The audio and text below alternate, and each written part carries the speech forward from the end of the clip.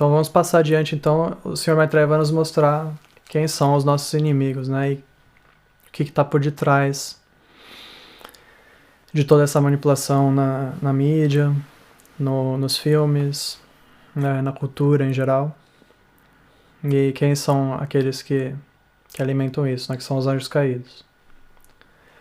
E você pergunta, ó Chela, no caminho da iniciação, por que, Sr. Maitreya, vos demorais nesse assunto da morte?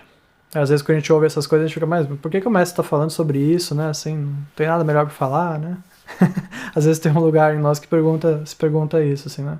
Nossa, mas é desagradável, né? Mas é necessário a gente falar sobre isso.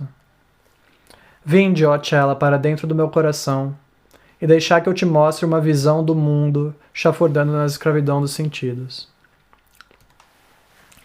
Conquanto o príncipe da paz nasça para cumprir a vida eterna nas crianças de Deus, os caídos plantaram suas sementes de morte na mente subconsciente da criação de Deus. E eles programaram o computador do subconsciente com a informação da morte, para que as crianças de Deus inconscientemente cumprissem as leis da mortalidade, da limitação e do aprisionamento, conduzindo à morte da alma.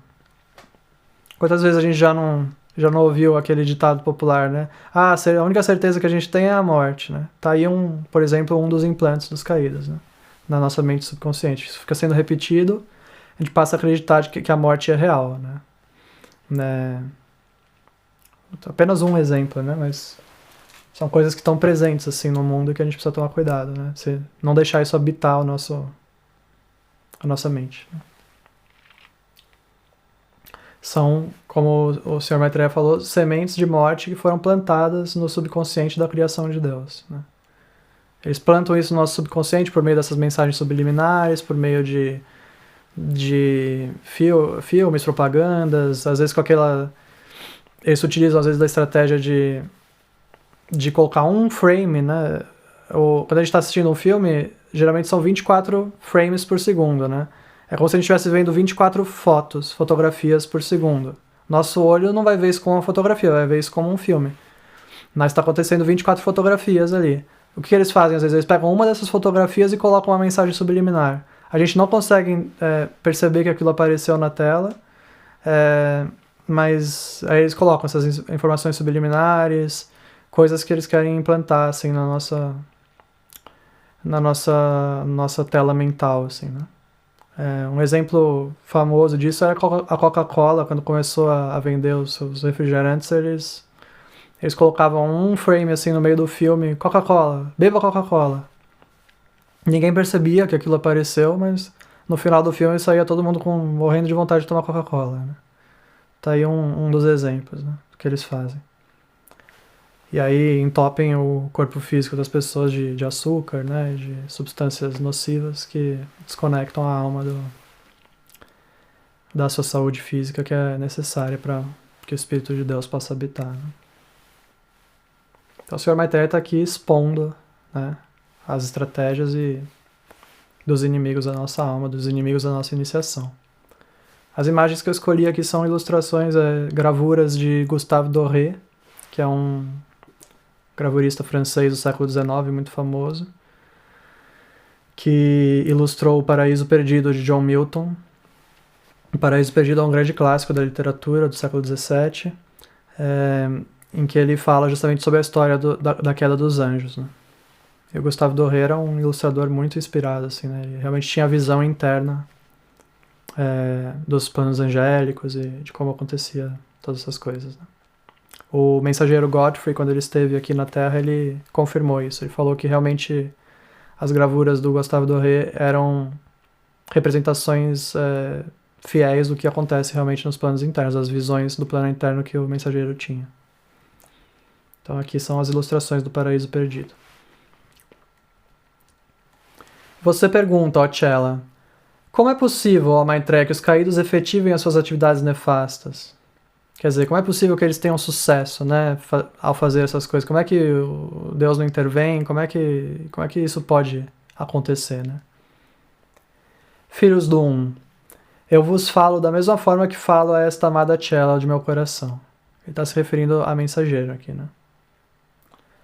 por ter desoptado de livre escolha deixar o grande sol central do ser de Deus, por ter despedido e recebido o dom do livre-arbítrio e a oportunidade de exercitar esse dom no tempo e no espaço, vos tornastes sujeitos às imperfeições de uma consciência mundana fabricada em larga medida pelos caídos, que tomaram o seu dom do livre-arbítrio e com ele escolheram o caminho da morte, não da vida. E eles não apenas escolheram esse caminho para si mesmos, mas têm buscado ferozmente cobrir o subconsciente coletivo das crianças de Deus com o véu das suas escolhas mortais. Aqueles que escolheram os caminhos da morte não se satisfazem em guardá-lo apenas para si mesmos. Em sua avidez pela morte, eles engoliriam milhões de almas com seu momentum trevoso de autodestruição. Vou retornar aqui um pouquinho para o slide anterior e explicar essa questão, né? O Sr. Maitreya está se referindo ao fato de que em algum momento nós chegamos a Deus, né, como almas, quando ainda habitávamos o grande sol central, né, antes do tempo e do espaço, antes que tempo e espaço existissem, né? Me vem à mente a oração de Jesus, né, que ele diz: Pai, me leva agora à glória que eu tinha contigo antes que o mundo existisse, né? Ele está se referindo justamente a esse momento da alma, assim, que ainda estava lá no sol central com Deus, né?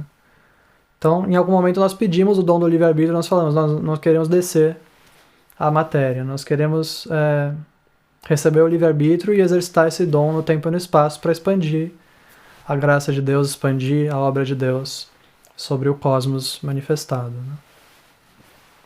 Mas aí quando nós fizemos isso, de uma certa forma nós nos tornamos sujeitos às imperfeições de uma consciência mundana fabricada em larga medida pelos caídos, né? Ou seja, não estávamos vindo a passeio, né? Temos uma missão a cumprir e tem aqui nesse plano onde estamos os inimigos dessa missão, aqueles que não querem que isso aconteça, né? O anticristo.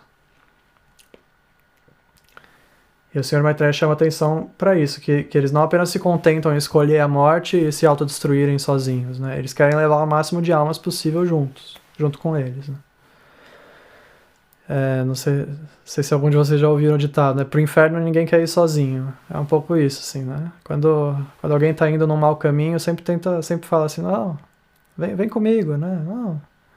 A gente tem que aprender a reconhecer essa voz, às vezes de pessoas que a gente até acha que são amigos nossos, né?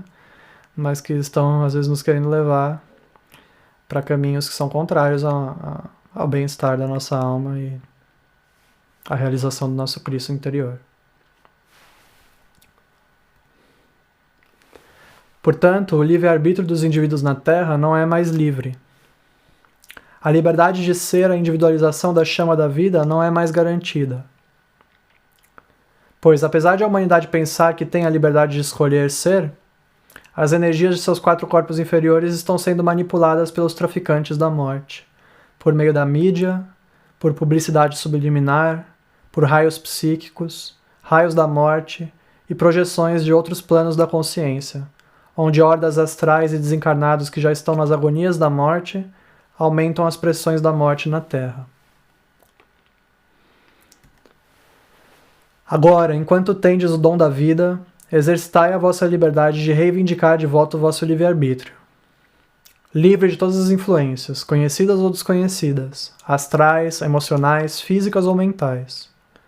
Pois o mundo está cambaleando sob as deploráveis influências de uma hipnose em massa, que ameaça engolir as crianças e a juventude, os adultos e os idosos, cada um e todos, em uma implacável e veloz corredeira da morte.